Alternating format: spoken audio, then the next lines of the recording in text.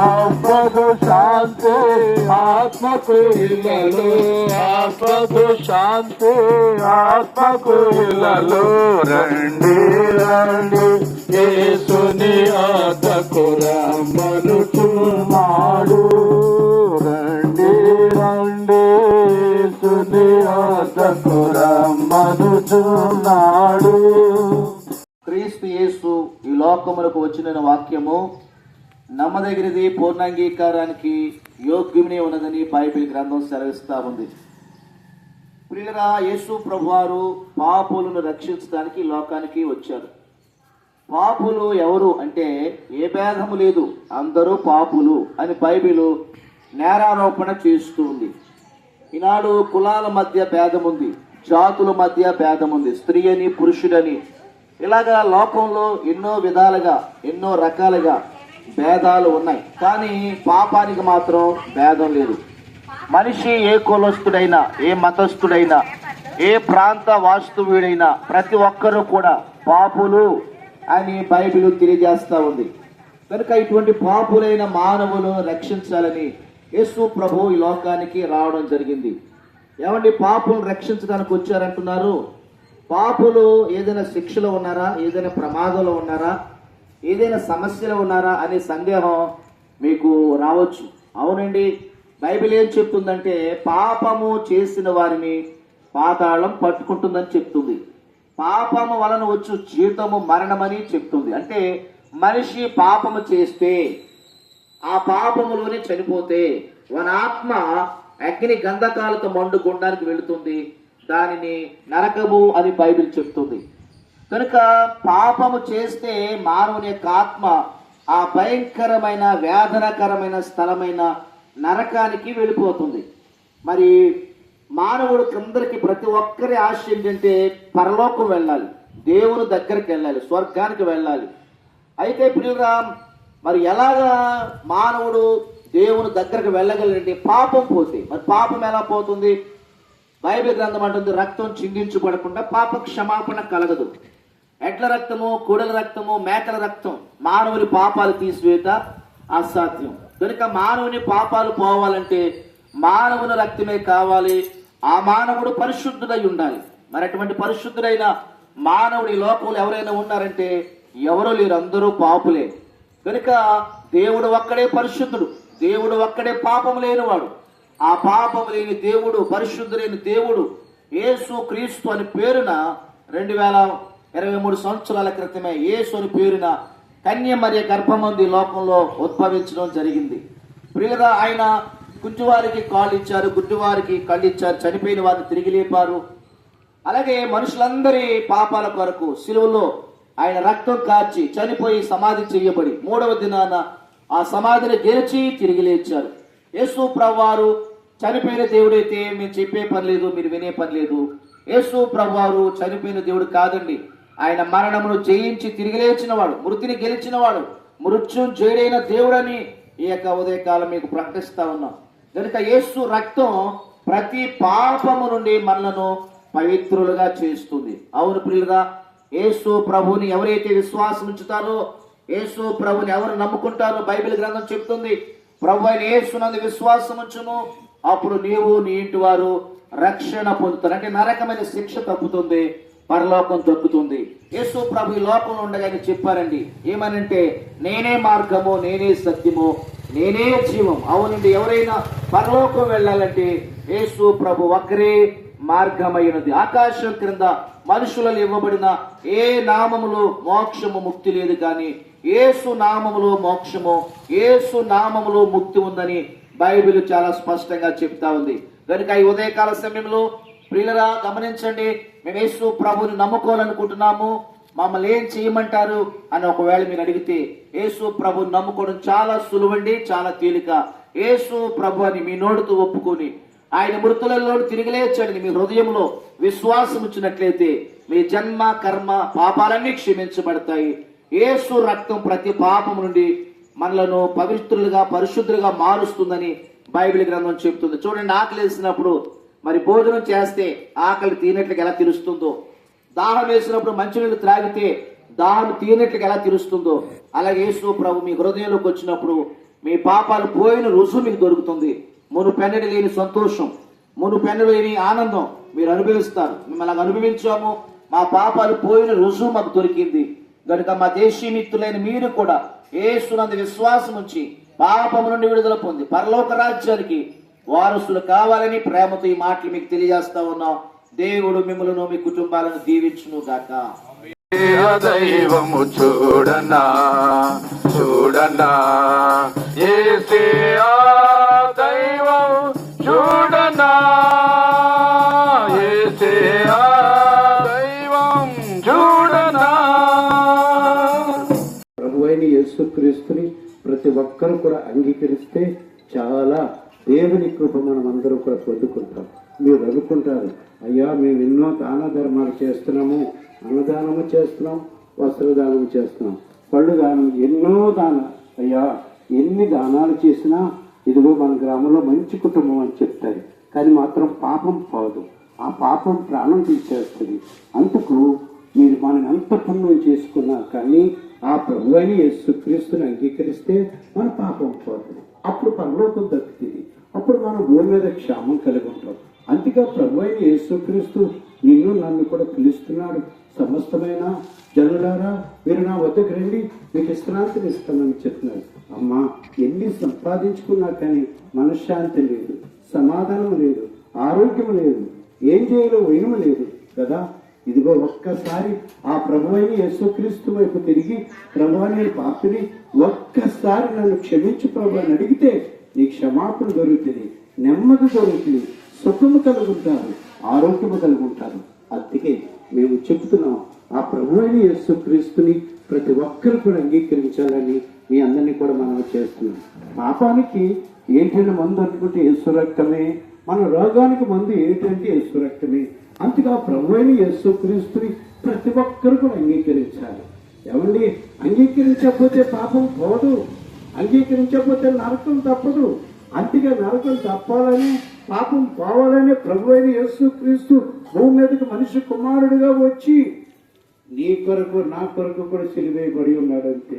అందుకే ఆ ప్రభువైన యేసుక్రీస్తుని ఇప్పుడే మీరు అంగీకరించాలని మీ అందరినీ కూడా మనం చేస్తాం. ఇది నిత్య జీవమునకు మిమ్మల్ని తీసుకెళ్లేటువంటి శుభవార్త, రక్షణ భాగ్యాన్ని మీకు అనుగ్రహించేటువంటి వార్త. ఈ వార్త మీరు విన్నట్లయితే మీ మనసులకు ఎంతో నెమ్మది, సమాధానం, కుటుంబంలో నెమ్మది, సమాధానం కలుగుతుంది. ప్రియులారా, మీరు ఎవరైనప్పటికీ, ఎక్కడున్నప్పటికీ ఒక మాటను మీరు గ్రహించాలని ప్రభుపేట మీకు తెలియజేస్తూ ఉన్నాం. ఈ లోకములో ఎన్నో విధాలుగా మనము మరి భక్తి చేస్తూ ఉంటాం. అయితే ప్రియులారా, వాటిలో నువ్వు అనుకున్న దానికి జవాబు వచ్చిందా, నువ్వు అనుకున్న దానికి జవాబు వచ్చిందా, ఫలితం వచ్చిందా అంటే ప్రియులారా అంత మాత్రమే కావచ్చు. ఇదిగో యేసుక్రీస్తుని గురించి మీకు తెలియజేస్తున్నాం. యేసుక్రీస్తు ఈ లోకంలోనే మరి సంతోషమే కాదు, మీకు పరలోక రాజ్యములో వారసత్వం ఇవ్వడానికి ఆయన ఇష్టపడుతున్నాడు. కాబట్టి ప్రియులారా, మీరు ఎవరైనప్పటికీ చూడండి, మనకు దాహం వేస్తున్నప్పుడు గబుగా మరి మంచినీళ్ళు తాగితే దాహం తీరినట్టు తెలుస్తూ ఉంది. అలాగే ఆకలేస్తే భోజనం చేసినప్పుడు భోజనం తినగా ఆకలి తీరినట్లు తెలుస్తూ ఉంది. ప్రియులారా, మేము ప్రకటించేటువంటి మాట, మీరు యేసుక్రీస్తునందు విశ్వాసించండి. ఇదిగో మీ యొక్క హృదయంలో ఉన్నటువంటి ఆ భారము లేక ఆ వేదన, ఆ దుఃఖము, మీ గుండె బరువు తగ్గుతుంది. మీ పాపాలు క్షమించబడ్డ రుజువు తెలుస్తూ ఉంది. ఆ రుజువు మేము అనుభవించాము గనుకనే మీ మధ్యలోకి వచ్చి ఈ మాటలు మేము మీకు మధ్యలో ప్రకటిస్తూ ఉన్నాం. నా ప్రియ మిత్రులారా, దేశ మిత్రులారా, ప్రాంత ప్రజలారా, మీరెవరైనప్పటికీ మీరున్న స్థలంలో ప్రభువా నేను పాపిని, నన్ను క్షమించని ఒక్క మాట మీరు ప్రార్థన చేసినట్లయితే దేవుడు మిమ్మల్ని మరి మీ హృదయంలో ఉన్నటువంటి యాక్కులతోను మీ హృదయంలో ఉన్న భారాన్ని తొలగించి శాంతిని, సమాధానాన్ని, నెమ్మదిని మీకు ఇచ్చి ఆయన మిమ్మల్ని సంతోషింపజేస్తాడు. అంతమటికి కాదండి ప్రియులారా, ఈ లోకాన్ని విడిచిన తర్వాత మరి ఆయనున్న స్థలము అనగా పరలోక రాజ్యములో ప్రవేశము మీకు లభిస్తుందని ప్రభుపేట నేను మీకు తెలియజేస్తూ ఉన్నాం. సర్వలోకములకు వెళ్ళి సర్వ చుట్టుకి సువార్త ప్రకటించండి అని ఆయన ఆజ్ఞాపించాడు. ఆయన ఆజ్ఞ మేరకు ప్రతి ఒక్కరూ కూడా సువార్త ద్వారా మారి సేవకులుగా దేవుని యొక్క బాధ్యత కలిగి ఈ సువార్తను మీ ప్రాంతంలో తెలియపరచడానికి ఒక దైవజనును ప్రేరేపించి ఈ ప్రకారంగా సువార్తను ప్రకటించడానికి దేవుడు మీకు ఇచ్చిన అవకాశం. కాబట్టి సువార్తలో ఉన్న ముఖ్యమైనటువంటి విషయం ఏమిటంటే సువార్త అందరికి కూడా అవసరమైంది. భూమి మీద ఉన్న ప్రతి వ్యక్తి కూడా, ప్రతి ఒక్కరు కూడా సువార్త మరి ప్రతి ఒక్కరిని కూడా మారుతుందండి. సువార్త మార్చడానికి సువార్త అంత శక్తి ఉంది. సువార్త అనగా దేవుని యొక్క మాట. దేవుని మాట మన జీవితాలను ప్రతి మనిషిని కూడా మారుతుంది. కాబట్టి అందుకనే బైబిల్లో ఒక చక్కటి మాట మనకు కనబడుతుంది. నశించిన దానిని వెనక రక్షించుటకు మనిషి కుమారుడు వచ్చినని బైబిల్లో చక్కటి మాట మనం చూస్తూ ఉన్నాం. పరిశుద్ధ గ్రంథములు నశించున్న దానిని వెనక రక్షించుటకు అన్న మాట అర్థం ఏంటంటే నాడు పాపంలో దేవుడు ప్రతి ఒక్కరు కూడా మనిషి దేవుని తెలుసుకోలేక పాపంలో బానిసై పాపంలో జీవిస్తూ పాపంలోనే తన తనువు చాలిస్తూ ఉన్నాడు. కనుక నశించుటకు మానవ మాత్రం నశించుటకు దేవునికి ఇష్టమలేదు. మాట ఏంటంటే అయ్యో పాపం అలా జరిగిందా అంటాం. ప్రతి మనిషి మనసు సాక్ష్యం ఇస్తుంది నీవు పాపివని. అలాగే మనందరూ కూడా పాపం చేస్తామని బైబిల్ కూడా మన మీద నేరారోపణ చేస్తుంది. నీతిమంతుడు లేడు, ఒక్కడు లేడు, అందరూ పాపం చేసి దేవుడు అనుభవించే మహిమను పొందలేకపోతున్నది బైబిల్ చెప్తుందండి. అవునండి, మనలో ఉన్న పాపము ఈ లోకంలో జీవించినంత కాలము మనకి మనశ్శాంతి లేకుండా చేస్తుంది, నెమ్మది లేకుండా చేస్తుంది, సమాధానం లేకుండా చేస్తుంది, సంతోషం లేకుండా చేస్తుంది. అలాగే ఈ లోకాన్ని విడిచిపెట్టిన తర్వాత దేవుడు మన కొరకు సిద్ధపరిచిన పరలోకం లేకుండా చేస్తుంది. మరి ఆ పాపం వల్ల మనకి ఏమొస్తుంది అంటే ఒకే ఒకటి వస్తుందండి. దాన్నే బైబిల్ చెప్తుంది, పాపం వల్ల వచ్చే జీతము మరణము, అగ్ని గంధకములతో మండే గుండమని. అవునండి, మనలో ఉన్న పాపము మనల్ని నరకానికి తీసుకువెళ్ళిపోతుంది, అగ్ని గంధకములతో మండే గుండానికి తీసుకువెళ్ళిపోతుంది. అందుకనే పాపం నుంచి మనిషి తప్పించబడ్డానికి అనేక ప్రయత్నాలు చేస్తూ ఉంటాడండి. మనిషి ప్రయత్నం ద్వారా ఆ మనిషిలో ఉన్న పాపం పోదు. అందుకనే దేవాది దేవుడు ఆయన ప్రియ కుమారుని యేసు ప్రభుని లోకానికి పంపాడు. ఆయన పుట్టుకలో పాపం లేదు. ఆయన కన్య మరియ గర్భం ద్వారా ఈ లోకానికి వచ్చాడు. ఆయన 33.5 సంవత్సరాలు ఈ లోకంలో జీవించాడు. ఎప్పుడూ కూడా ఆయన మాట ద్వారా కానీ, చూపు ద్వారా కానీ, ఆలోచన ద్వారా కానీ ఎప్పుడు ఎలా పాపం చేయలేదు. పాపం లేకుండా పుట్టాడు కనుక, పాపం లేకుండా జీవించాడు కనుక ఆ యేసు ప్రభు పరిశుద్ధుడు. ఆ పరిశుద్ధ రక్తమే శిలువలో సర్వ మానవ పాప విమోచన కొరకు ఆయన శిలువలో చిందించి తన రక్తం కార్చి మరణించి సమాధి చేయబడి 3వ రోజున సమాధిని గెలిచి మరణాన్ని గెలిచి సజీవుడుగా ఆయన లేచాడు. పరమకు చేర్చబడి తండ్రి కుడి పార్శ్వమున ఆసీనుడై ఉన్నాడు. అవునండి, యేసు ప్రభు మాత్రమే నీ నా పాపముల నిమిత్తము శిలువలో శిక్ష అనుభవించాడు, తన రక్తం కార్చాడు. యేసు రక్తం పరిశుద్ధమైనది కనుక ఆ రక్తము ద్వారా మాత్రమే నీ నా పాప విమోచన కలుగని ఈరోజు మేము ప్రకటిస్తున్నాము. దేవుని ప్రేమ ఆ రక్తం కార్చి నీకు నాకు పాప విమోచన కలుగు చేశాడు కనుక యేసు ప్రభువుని మీ దేవుడుగా, మీ రక్షకుడుగా మీరు అంగీకరిస్తే పాపం నుంచి తప్పించబడతారు. పాపం ద్వారా వచ్చి శిక్ష నుంచి తప్పించబడతారు. ఈ లోకంలో జీవించినంత కాలము సంతోషంగా సమాధానంగా జీవిస్తారు. పాపం నుండి రక్షించడానికి యేసు క్రీస్తు ప్రభువారు ఈ భూమి మీదకి వచ్చిన దేవుడై ఉన్నాడండి. యేసు క్రీస్తు ప్రభు నమ్ముకుంటే పిల్లరా మనం నెమ్మది కలిగి జీవిస్తాం. యేసు క్రీస్తు ప్రభు నమ్ముకుంటే మన పాపాలు క్షమించబడతాయి. యేసు క్రీస్తు ప్రభు మనం నమ్ముకుంటే పిల్లరా మన మీద ఉన్న తరతరాలను చూస్తున్న పాప శిక్ష తొలగిపోతుంది. యేసు క్రీస్తు ప్రభు నమ్ముకుంటే పిల్లరా పరలోక రాజ్యం దక్కుతుంది. ఈ మాటలు చెప్తున్న నేను కూడా నశించి నరకానికి వెళ్ళిపోవలసిన నన్ను యేసు క్రీస్తు ప్రభువారు తన ఉచితమైన కృప చేత మరి నాకు రక్షణ ఇచ్చారు.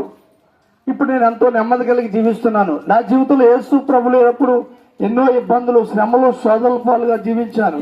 ఎప్పుడైతే యేసు ప్రభు గురించి తెలుసుకుని యేసు ప్రభుని నా రక్షకుడుగా, సొంత రక్షకుడుగా నేను అంగీకరించిన నాటి నుండి ఈ రోజు వరకు ఎంతో నెమ్మది కలిగి జీవిస్తున్నాం. ప్రియులారా, ఎక్కడ ఎలాగ చనిపోయినా మరి ఆయన రాజ్యంలో ఉంటామన్న నిశ్చిత కలిగి మరి బ్రతుకుతా ఉన్నాం. ప్రియులారా, మానవుడు మరి పాపంలోనే పుట్టి పాపంలోనే పెరిగి పాపంలోనే చనిపోతున్నాడు. కడికి చివరికి నిత్య నరకానికి వెళ్ళిపోతున్నాడు. ఒక మనిషి పాపంలో బ్రతుకుతా ఉంటే, ఒక మనిషి పాపంలో జీవిస్తూ ఉంటే ప్రియులారా, ఆ పాపం ఆ వ్యక్తిని నెమ్మది లేకుండా చేస్తుందండి. ఆ పాపం ఆ వ్యక్తిని సమాధానం లేకుండా చేస్తుందండి. ఆ పాపం ఆ వ్యక్తిని రోగాల పాలు చేస్తుందండి. ఆ పాపం ఆ వ్యక్తిని దేవునికి దూరం చేసేసి చివరకు నిత్య నరకాగ్నికి వీడికి వెళ్ళిపోతుంది. ప్రియులారా, ఆ నిత్య నరకాగ్నికి వెళ్ళిపోకూడదనే ప్రభువు యేసు క్రీస్తు ప్రభువారు మనందరి కొరకు కలువరి శిలువలో ప్రాణం పెట్టారండి. తన రక్తాన్ని కాచారు. పాపులమైన మన కొరకు ఆయన తన యవన రక్తాన్ని, పరిశుద్ధమైన రక్తాన్ని యేసు క్రీస్తు ప్రభువారు కాచారండి. ఆయన చిరువలో చనిపోయి తిరిగిన లేచిన దేవుడు అండి. ఆయన చనిపోయిన దేవుడు అయితే మేము చెప్పే పని లేదు, పిల్లారా మీరు వినే పని లేదండి. ఆయన చనిపోయిన దేవుడు కాదు, ఆయన సజీవుడమైన దేవుడు. యేసు క్రీస్తు ప్రభువారు సజీవుడు. ఆయన మరలా త్వరగా రాబోతున్నాడు. పిల్లారా, యేసు క్రీస్తు ప్రభుని మీరు సొంత రక్షణగా అంగీకరిస్తే పాపాలు క్షమించబడతాయి. పుట్టిన ప్రతి వాడు కూడా మరి 2 స్థలాలకి ఆత్మ వెళ్ళాలని బైబిల్ చెప్తుంది. ఒకటి పరలోకం, 2 పాతాళం. మరి పాతాళాన్ని తప్పించబడి పరలోకం వెళ్ళాలంటే మార్గం ఏదైనా ఉందంటే ఉందండి. ఇదిగో మేము ప్రకటిస్తున్న యేసు ప్రభువారు అన్నారు, నేనే మార్గం, నేనే సత్యం, నేనే జీవమని యేసు క్రీస్తు ప్రభువారు చెప్పారు. కాబట్టి ఈ సత్యమైన మార్గాన్ని, జీవమైన మార్గాన్ని, పరలోకానికి చేర్చే మార్గాన్ని మీరు కూడా అంగీకరించాలని